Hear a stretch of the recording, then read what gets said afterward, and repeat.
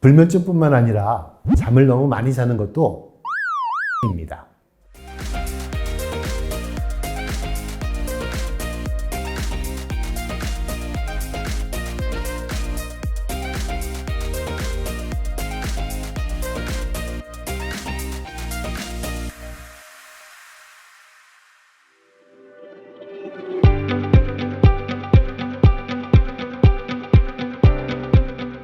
안녕하세요. 서울수면의원의 홍일희 원장입니다. 수면장애라고 하면 잠을 못 자는 불면증만 생각하는 경우가 많은데 잠을 너무 많이 자는 것도 수면장애의 큰 영역입니다. 요즘 학생들을 보면 잠과의 전쟁 중인 것 같습니다. 적게 자고 열심히 하려고 하지만 본인이 감당 못하고 낮에 졸게 되는 경우를 흔히 보게 됩니다.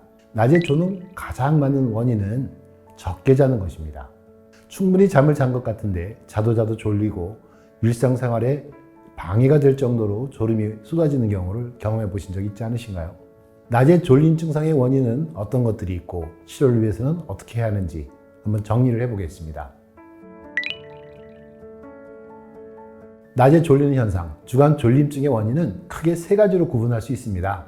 첫째, 밤잠이 부족해서 졸린 경우로 여기에는 잠을 적게 자는 경우, 잠자는 시간과 생체 리듬이 맞지 않는 경우 및 개인의 잠량을 채우지 못하는 경우 등이 있습니다.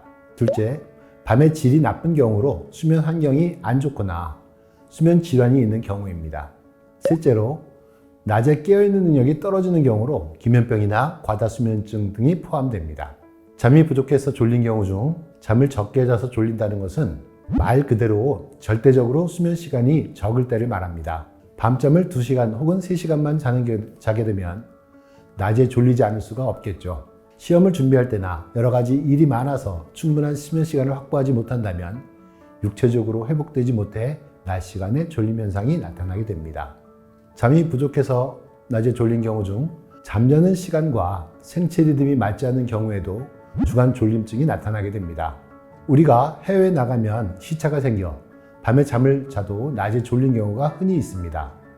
또한 청소년 시기에는 늦게 자고 늦게 일어나는 패턴으로 나이가 들어가면 일찍 자고 일찍 일어나는 패턴으로 가게 되죠. 일정한 시간에 잠을 자게 되면 생체 리듬이 그에 맞춰 바뀌게 됩니다. 반면 이렇게 맞추어진 생체 리듬이 실제 내가 잠을 잔 시간과 맞지 않는다면 잠의 효율성이 떨어질 수밖에 없습니다. 결국 잠이 부족해지는 현상이 나타나는 것입니다. 잠이 부족해서 졸린 경우 개인에게 필요한 수면의 양을 못 자는 경우에 대한 설명입니다. 개인에게 필요한 수면의 양은 유전적으로 개인마다 다 다릅니다. 어떤 사람은 적게 자도 충분히 활동할 수 있게끔 태어나고 어떤 사람은 충분히 자야 생활할 수 있게끔 태어나는데 요즘 학생들을 보면 적게 자서 뭔가 이루려고 하는 경우가 충분히 생깁니다. 이런 경우는 자기 잠을 자야 되는 시간이 7시간을 자야 되는 사람이라도 불구하고 4시간을 잔다면 충분히 잤다고 생각할 수 없고 피로도가 회복이 되지 않습니다. 이런 경우는 육체적인 피로 때문에 낮에 졸릴 수도 있지만 새벽녘에 렘 수면이 부족하게 되면 기억력, 집중력 또는 학습 능력까지 떨어지기 때문에 오히려 공부를 더 못하게 되는 경우도 많이 생기죠. 그래서 실제 잠자는 양을 못 채우는 경우에는 여러 가지 졸림 증상이 나타날 수 있습니다.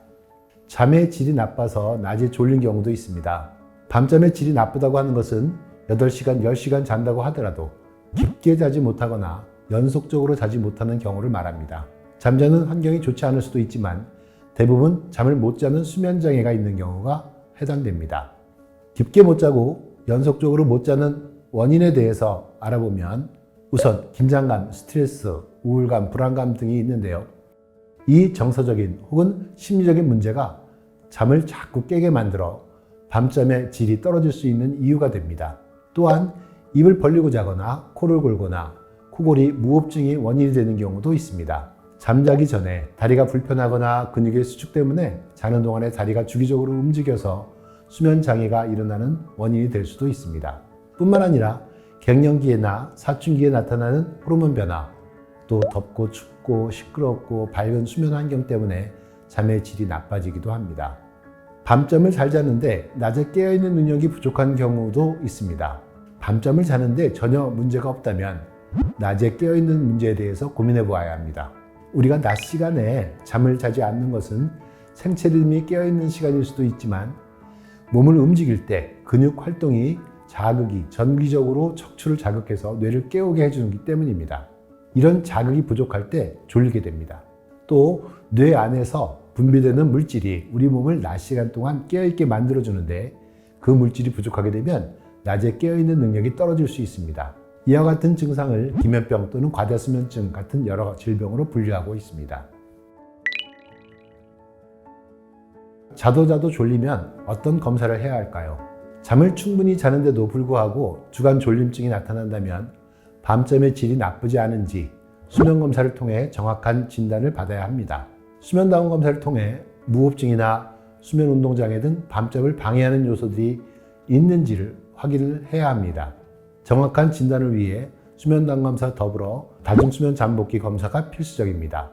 다중수면 잠복기 검사는 수면 검사에 이어서 낮 시간에 시행하는 검사로 2시간씩 5번 낮잠을 자면서 뇌파를 분석하는 검사이며 주간 졸림증을 객관적으로 평가할 수 있는 검사입니다. 수면다운 검사와 다중수면 잠복기 검사를 모두 시행할 경우 보통 저녁 9시부터 시작해서 다음날 오후 3시에서 5시 정도까지 검사를 하게 됩니다. 기면증을 의심할 수 있는 특징적인 증상이 어떤 것이 있을까요? 낮에 주체하기 힘든 졸음이 쏟아지는 경우, 낮에 의도하지 않은 상황에서 꾸벅꾸벅 졸고 잠에 빠져 일상적인 업무나 학업의 수행 능력이 감소하고 주변에서 게으른 사람으로 오해받는 등 증상이 심한 경우에는 기면병을 의심해 볼 수 있습니다.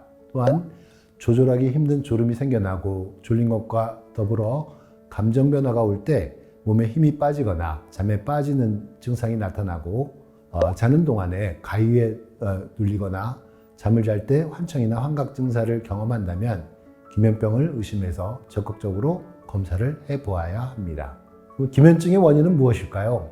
기면증의 원인은 아직 명확히 밝혀지진 않았지만 히포크리틴이라고 하는 각성 유발 물질이 부족한 것이 가장 강력한 원인으로 주장되고 있습니다. 히포크리틴을 분비하는 세포가 어떤 원인에 의해서 파괴되어 역할을 못하게 되면 기면병이 일어날 수 있다는 것입니다. 기면증을 진단받으면 어떤 치료를 하게 될까요? 기면증은 약물 치료가 필요한 병입니다. 여러 가지 메틸페니데이트나 프로비질, 누비질, 와킥스 등 사용합니다. 탄력 발작이 있을 때에는 항우울제중, 이펙사 등을 사용합니다. 약물 치료와 더불어 규칙적인 생활 패턴을 유지하면서 낮에 활동이 증가하게 되면 몸에 피로도가 쌓여 밤잠의 질이 좋아지게 되고 낮에 졸린 정도가 조절되기 쉬워집니다. 이는 잠의 선순환으로 이어집니다. 따라서 밤잠을 충분히 확보하고 자는 것이 기면병 환자에게는 매우 중요합니다. 약물 치료 없이 회복될 수 있나요? 히포크리틴을 분비하는 기능이 이미 손상된 것이라 회복될 가능성이 거의 없습니다. 일부 시간이 지나 호전된다는 느낌을 갖는 경우도 졸린 상황을 이겨내는 데 적응을 한 경우일 가능성이 높습니다. 약을 적게 먹으려고 노력하는 것보다는 매일 지속적으로 먹으면서 삶의 질을 향상시키는 것이 중요한 질환입니다. 결론적으로 자도 졸리고 낮에 쉽게 졸게 된다면 밤잠이 문제가 있든지 낮에 깨어있는 능력이 문제가 생긴 것입니다.